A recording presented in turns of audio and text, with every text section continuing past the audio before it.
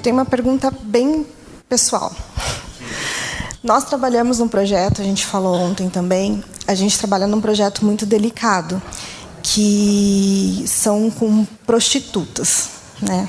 A gente trabalha com prostitutas do passeio público e a gente tem uma dificuldade agora, a gente ainda luta com a dificuldade de chegar até elas, né? De quebrar a barreira, né? É muito difícil elas confiarem na gente, então a gente luta diariamente com isso.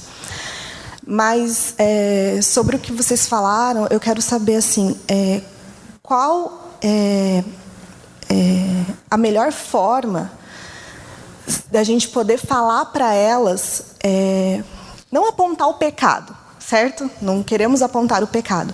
Mas assim, a gente tem uma tendência, a gente quer levar amor. A intenção do projeto é levar amor. Essas mulheres não conhecem amor, né? Elas têm uma visão muito errada disso. Então, assim, a gente sempre tenta levar amor para elas, mostrar que elas têm valor, que elas são especiais e tudo mais, né? Mas a gente também acredita que o amor de Deus, ele sim é para todo mundo, mas a gente tem que fazer escolha, né? Não é um amor de graça. Você tem que se doar, né? De verdade, estar aberto a isso. E a nossa dificuldade é essa. Como é que a gente pode apresentar isso para elas e falar para elas que sim, tudo vai mudar, né? Não ficará mais fácil, né? A gente não tem essa ilusão de que a vida vai ser tudo melhor. Mas assim, como que a gente pode apresentar para elas assim que elas precisam tomar uma decisão, e essa decisão é dolorida, essa decisão ela é difícil, né? Não é fácil, e a gente sabe que quanto mais próximo de Deus a gente fica, mais difícil é. Mas assim, como que a gente pode apresentar isso para ela, né? Não só para ela, mas para outras pessoas também, de uma forma que não assuste, entendeu? Que a gente não perca elas, porque a gente tem tanta dificuldade, né? Toda quinta-feira de chegar nelas, sabe? A gente tem mais intimidade com algumas, mas qual é a melhor forma de a gente apresentar para elas que o que a gente está falando para elas pode acontecer, mas elas precisam tomar uma decisão? Ok, é legal essa sua pergunta. E é legal porque é da proposta do fórum, até onde eu entendi, é fazer com que você encontre pessoas que queiram, né, também. Olha, é uma etnia. Trabalhar com população do sexo, pessoal que faz, é uma etnia. Tem um negócio, uma língua, vocês já devem ter percebido que tem um nicho, né? É um grupo de prostitutas que atendem um nicho de clientes. Elas inclusive não ficam nem perto, porque geralmente são as mais velhas que já são mães. Elas atendem um nicho de mercado. As mais novas, elas não ficam ali na mesma região, elas estão em outras praças. Então é uma etnia, tem linguagem, tem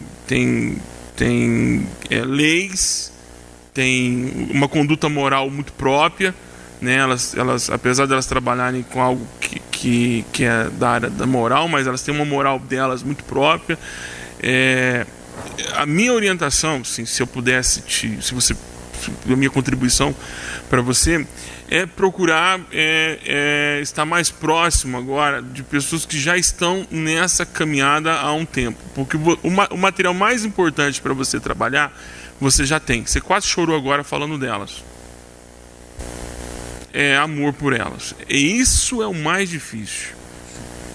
O mais difícil. Quer dizer, o material para trabalhar com elas você já tem de sobra, que é amor por elas. O que você precisa, talvez, na minha contribuição, é encontrar pessoas que já estão trabalhando com essa etnia, com esse grupo étnico, social que a gente tem dentro do Brasil, como a Missão Sena, até o Capelete, tem os meninos em Sorocaba, que também estão, garotos da idade de vocês, gente muito nova, já envolvido e trabalhando com esse público. E é um trabalho de anos para conseguir alguém que sinalize o desejo de mudança de vida. Então é um trabalho para você, para o resto da sua vida, Você não vai ter, por exemplo, uma igreja com muitas. Infelizmente, essa tem sido a realidade. Mas procurar ajuda com esse pessoal, porque existem estratégias para trabalhar. É porque você perguntou sobre uma melhor estratégia. Eu diria que você agora é manter esse amor que você tem por elas, que é o material mais importante, e saber como lidar com elas. É a Missão Sena, o Capelete, o pessoal de Sorocaba, se quiser o contato, eu posso passar para você depois. Essa é a dica que eu tenho para você. Eles já estão há algum tempo trabalhando com esse público, então eles sabem os macetes, os perigos. É isso. Esse é o jeito curitibano de responder as perguntas? Eu tenho que responder. Não sei. Você ficou calado. Às vezes a gente não sabe como que é a cultura. Não, para mim você já respondeu, mas tudo bem, se eu preciso dizer alguma coisa. Eu lembro de um exemplo de um irmão nosso aqui, querido, que ele era pastor de uma igreja em Santo André, e havia umas meninas que faziam um programa próximo da igreja. E a igreja decidiu dar aquilo que eu falei hoje de manhã, a questão de dignidade. Então o que a igreja se moveu em direção a essas meninas? Foi levar produto de higiene, de beleza, foi ressignificar o sentido para elas de ser mulher, de ser gente, e não um objeto de consumo. Eu acredito que quando a gente se aproxima das pessoas, em qualquer nível de ministério que a gente tenha, com essa intenção de dizer o que Jesus disse para o cego Bartimeu, né? O que queres que eu te faça? Como eu posso te ajudar a você perceber a sua dignidade? Aí eu acho que a gente vai começar a ter o direito de ser ouvido, porque elas vão perceber que você está interessada nelas e não na conversão delas, que é um outro capítulo, que você quer, na verdade, você está preocupada, vocês estão preocupadas com elas, porque a imagem de Deus nelas está sendo desfigurada, porque elas deixaram de ser pessoas e se tornaram coisas. Elas não são, mas se sentem como. Então essa questão da dignidade de ser mulher, de ser respeitada por aquilo que elas são e não por aquilo que elas fazem, acho que é um caminho. E Deus te abençoe, querida. Vocês nesse ministério, nada fácil, mas é um ministério que comove o coração de Deus, né? Enquanto você chorava, Deus estava chorando por causa de tantas mulheres que são vítimas do consumo machista, masculino e opressor da nossa sociedade machista.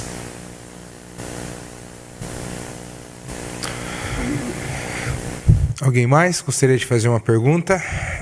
Levanta a mão. Já tem ali o microfone. Bom dia. Tá. Eu tenho uma pergunta para vocês. Bom dia. Ontem a Fernanda, quando apresentou o projeto dela, ela terminou com a pergunta: o que faz arder o teu coração? E a minha pergunta, ela vai um pouquinho na direção contrária das perguntas que a gente teve até agora, mas o que a gente faz dentro da igreja, como membro, como pessoa pertencente ao corpo da igreja, com aqueles irmãos que às vezes demonstram zelo do evangelho, que chega a ser farisaico e que impede de alcançar o outro? Quando se usa política ou qualquer outra coisa, às vezes até o zelo pelo evangelho como desculpa para evitar chegar ao outro, né? O que eu faço para abrir os olhos de quem está ao meu lado, como crente? Que não seja violência, isso. Não, você fica dá uma porrada em nome de Jesus, porque daí em nome de Jesus está valendo. Pois é, Nescau, acho que uma coisa que para mim é importante, assim como o processo pedagógico de Jesus, foi a questão dos olhos, né? Já existe um ditado popular, né, que o que os olhos não veem, o coração não sente. Tem um texto em João, capítulo 4, quando Jesus está indo para Samaria, que para mim é extremamente enigmático, né? Chega a ser assim, a beirar a heresia, né? Mas tudo bem. Quando diz que, João diz o seguinte, que era-lhe necessário Jesus sair da Judeia para ir para Galiléia e passar por Samaria. Fiquei pensando, por que é necessário para Jesus? Não era necessário para a mulher samaritana. Era necessário para Jesus passar pela Samaria. Porque de alguma forma, que Deus tenha misericórdia de mim no que eu vou falar, Jesus poderia suspeitar que ele não precisava mais dessa relação de ver a realidade do jeito que ela é. Então eu aprendi isso com o Bebeto, quando o Bebeto me levou para o interior de Itaperuçu, e ele disse para mim, o que teu evangelho responde a essas pessoas? E eu não vejo outro caminho, da igreja, estou falando da nossa comunidade, porque você é membro lá da comunidade onde eu estou, de que a gente precisa fazer o caminho da Samaria.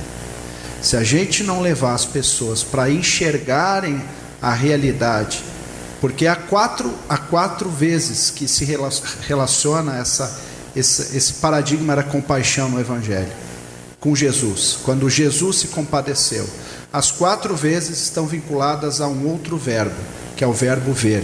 E vendo Jesus, compadeceu-se. E vendo Jesus, compadeceu-se. E vendo Jesus, compadeceu-se. Ou seja, a compaixão, ela parte do olhar da realidade. Foi a compaixão que levou essas meninas a esse ministério com as prostitutas. Foi a compaixão. Porque elas viram a realidade e isso ardeu no coração delas. Enquanto a gente ficar dentro dos nossos bancos de madeira de embuia, almofadada, discutindo teologia, aí vai ser isso aí, vai ser um tiro para todo lado. A hora que a gente pôr o pé na realidade, aí a gente faz a pergunta, aí a gente deixa o Evangelho nos compadecer. Eu acho que de outro jeito. Então vamos discutir lá. Aqui dentro do templo, aí vai ficar só uma abstração teológica, teórica. Mas se a gente vai discutir lá, daí a gente consegue, eu acho, um caminho para a reflexão teológica verdadeira, que é a teologia da compaixão. Eu vou nessa. Não, eu vou nessa mesma direção. Eu vou nessa mesma direção. Quando você enxerga e quando você vê, você sente a necessidade de dar uma resposta, porque vão te perguntar. Eu me lembro de algumas vezes que a teologia que eu carregava foi confrontada pela realidade. Então, alguém pergunta assim, as perguntas básicas, né, de seminário, divórcio, perda da salvação, essas coisas todas, homossexualismo e tal, até você ter que lidar, por exemplo, com um problema real. Quando você encara, você percebe que não existe uma régua, uma única régua que você aplica em todas as situações e pronto, não tem um esquadro. Não tem, até porque não tem um princípio doutrinário comum, o Samuel falou aqui, e é verdade, até porque todo nosso escopo doutrinário, ele veio da realidade. Nós é que nos abstraímos demais com a nossa doutrina e esquecemos que a doutrina surge a partir de embates reais. Embates reais. E esses embates que são reais, nós precisamos encontrar uma resposta. Agora há pouco, eu creio que todo mundo aqui deve estar sabendo do acontecido no Rio, com mais uma garota com a bala perdida. Já não é mais bala perdida, foi uma bala bem achada, porque foram 2 tiros na nuca. Simultaneamente, ou não sei, ato contínuo, a execução de 2 rapazes que estavam rendidos no chão. Então é muito fácil chegar aqui e falar bandido bom, bandido morto. Quero ver você dizer isso lá dentro do sistema penitenciário. É uma outra realidade. Eu tive choques assim, o confronto de alguém que falar assim. Eu empalei o meu enteado. Eu empalei meu enteado. E eu me arrependo amargamente de ter feito isso, porque eu só fiz isso porque foi um ato de ódio que eu tinha. E aí eu não me contive, eu tinha sede desse ódio. Eu não só o estuprei, eu não só o matei asfixiado, como eu o empalei.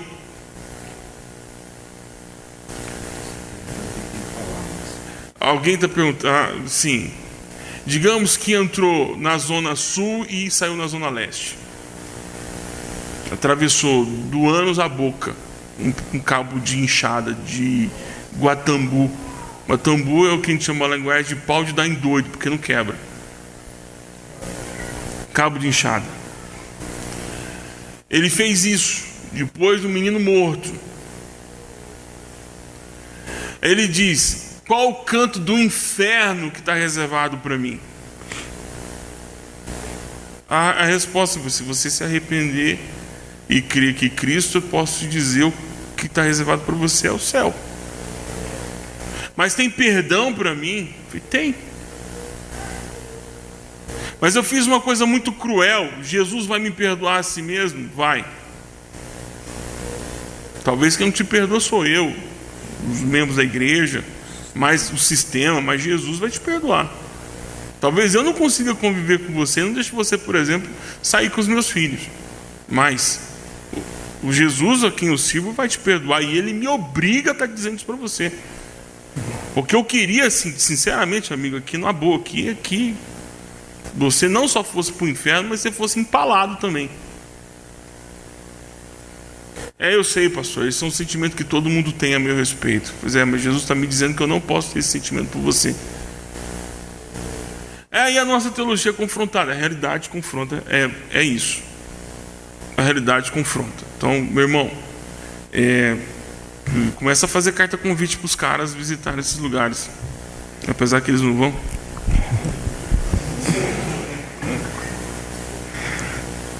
Outras perguntas tem aqui na frente, um lá atrás, daí depois atrás do Mike lá. O Mike está aí. Ô Mike, legal? Mike, pai do Benjamin. Pois é. Mike, você está aqui por causa da missão ou você está fugindo do choro? Veio dormir aqui, né, irmão? Vamos lá, pode perguntar aqui. Foi falado da missão e tal. Qual é o seu nome? Sou Felipe, né? Eu faço parte de um ministério que a gente trabalha tanto com um lar de idosos quanto com moradores de rua. E desse ministério já saiu gente porque a gente sempre tratou como uma questão de médio e longo prazo. A gente não vai tirar ninguém da rua em um ano, a gente não vai salvar, entendeu? Não vai ser rápido. E muita gente já saiu e tal, muita gente passa e vai e quer algo rápido e quer algo... E eu queria saber se vocês têm alguma dica, alguma sugestão de como lidar com isso, como lidar com essa pressa das pessoas para ver o resultado.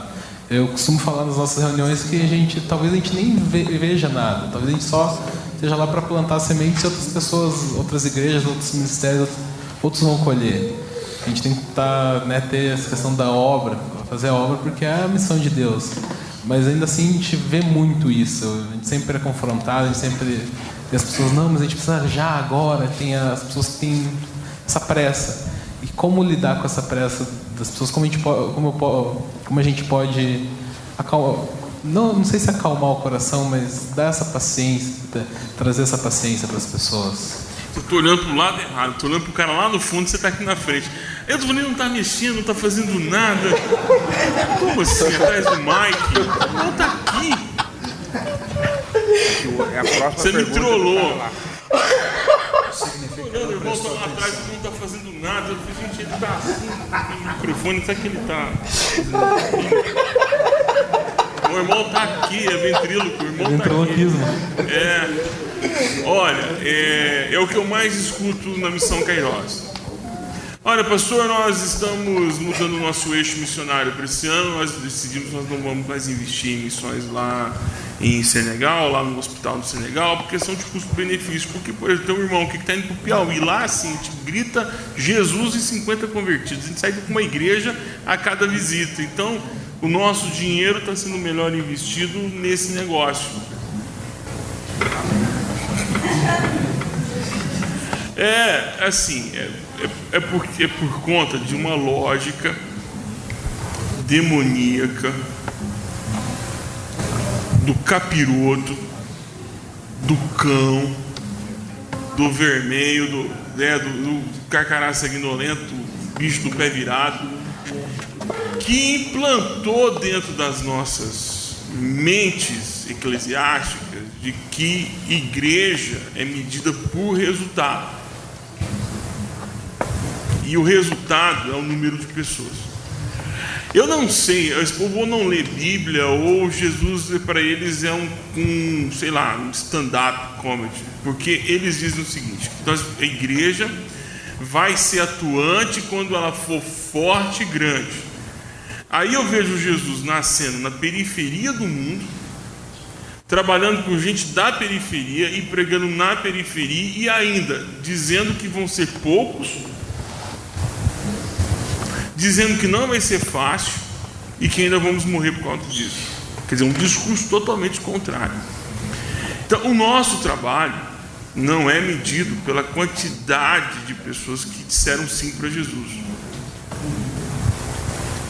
porque o nosso trabalho não é medido. Vocação para falar do Evangelho, ou ela é cumprida ou ela não é cumprida. Ou você obedece ou você não obedece.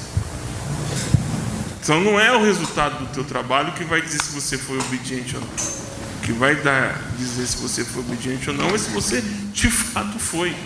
Só isso. Interessante que em Hebreus tem um texto lá no final do capítulo 11 que ele inclusive fala sobre... A gente colocou esse subtítulo no texto, embora ele não tenha subtítulo, sobre os heróis da fé, né? E lá fala que uns vão comer o leão, outros vão ser comidos pelo leão. Uns vão lutar e matar a espada, outros vão ser mortos pela espada. Mas o que determina o sucesso, se é que nós vamos usar essa palavra, é a obediência. É a obediência. E meu querido, vai sozinho, vai com quem está contigo, não tem outro caminho. É assim mesmo. Jesus, no melhor das hipóteses, Paulo diz que ele juntou uns 500 lá no final, quando ele subiu para o céu. 500, finalzinho. E provavelmente daqueles 500 aí tem uma turma que ainda só queria ver ele voando. O reino é pequeno mesmo, é o grande mostarda, Então, mano, você tem mais um, tem dois com você. Vão ter gente que vai passar, vai ver, vai experimentar, não vai ficar. Tem que dizer para ele, vem junto, vem ser. Porque a gente pensa que ministério é isso, né? É você fazer alguma coisa e ter algum tipo de... A palavra ministério significa serviço. Serviço a gente faz porque tem que fazer, né? Porque a gente foi chamado para fazer, porque Deus mandou a gente fazer. Então, esse trabalho com as meninas, né, de programa lá no Passeio Público vai ser medido como? Pela obediência de quem está servindo, não pelo número de conversas que vai ter no final desse ministério. O seu ministério vai ser medido como no asilo com moradores de rua? Pela sua obediência, por aquilo que Deus está te chamando a fazer, de cuidar daquele 1, daquele 2, daquele 3. Pronto. O que vai ser disso aí é um problema de Deus com o Espírito. Eles vão ter que resolver isso, mas não é nosso, não é nossa tarefa. A nossa tarefa é obediência, só obediência. Se é ali desse jeito, seja assim. vai na certeza de que você está no trilho. Vai na certeza que você está no trilho. Sendo fiel no pouco. É isso aí. Atrás, agora lá atrás, Bujac. Agora sim. Eu gostaria de saber até que ponto a gente deve ser assistencialista com pessoas carentes. Qual que é o seu nome? Arthur. Assistencialismo é uma palavra bem legal.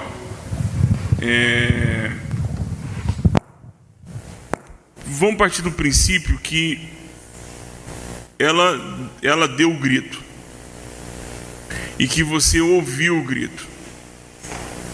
Quando ela parar de gritar, porque a coisa resolveu. O duro é quando você diz qual o grito que ela tem que ter. Então você chega com a cesta básica, o caso concreto. Nós percebemos lá no aterro sanitário que o número de bares estava aumentando. Então no aterro sanitário, tinha 5 botecos, de repente começou a ter 6, 7. Estava tendo um excedente de capital ali, porque os caras pegavam o recurso da coleta. E aí, como tinha segunda, terça, quinta, sexta, sábado e domingo, gente chegando e trazendo coisas, então começou a ter excedente de dinheiro. Aí o excedente de dinheiro, vai para cachaça, vou para outro lugar, né? Vai para cachaça e para o jogo do bicho, e que foram 2 coisas que cresceram bastante lá. E aí não era mais cerveja classe C, começou a ter Skol, começou a ter Brahma, até Stella começou a ter. Aí você fala, tem uma classe média e já temos os ricos aqui do aterro. Aí a gente descobriu que a gente estava empoderando as pessoas de forma equivocada, porque a gente estava dando para elas, mas a gente não estava ensinando o que elas deviam fazer com o recurso excedente. E o recurso excedente estava sendo aplicado no lugar errado. Então, eles continuavam tendo problemas estruturais dentro das suas próprias residências, ou que era chamado de teto, e nós não estávamos ensinando a fazer o uso do recurso. Então nós separamos com a ida de algumas coisas e começamos a ensiná-los a utilizar bem o recurso econômico, que aí é empoderar. Ele tem um recurso e ele vai poder aplicar de forma correta. Então começamos a ensiná-los a olhar para todo o contexto da vida deles e onde eles poderiam fazer com que aquele recurso que chegou pudesse dar um up na vida deles. Então começaram a tratar os dentes, começaram a pôr piso na casa, aí começaram a mandar os meninos limpos para a escola porque compraram um chuveiro. Entende? Então a gente vai fazendo um trabalho de conscientização, mas geralmente quando você ouve o grito de quem está gritando e aquele grito você consegue entender e decodificar qual é o grito, você vai parar de ajudar no dia que o grito cessar. O que quer que eu te faça? Eu quero voltar a ver. Ok? Você vai voltar a ver. É isso. Acho que dizendo a mesma coisa de uma outra forma, a igreja é promotora de justiça, né? Buscar o reino de Deus e a sua justiça. E a justiça ela tem no seu entendimento a busca da emancipação do ser humano.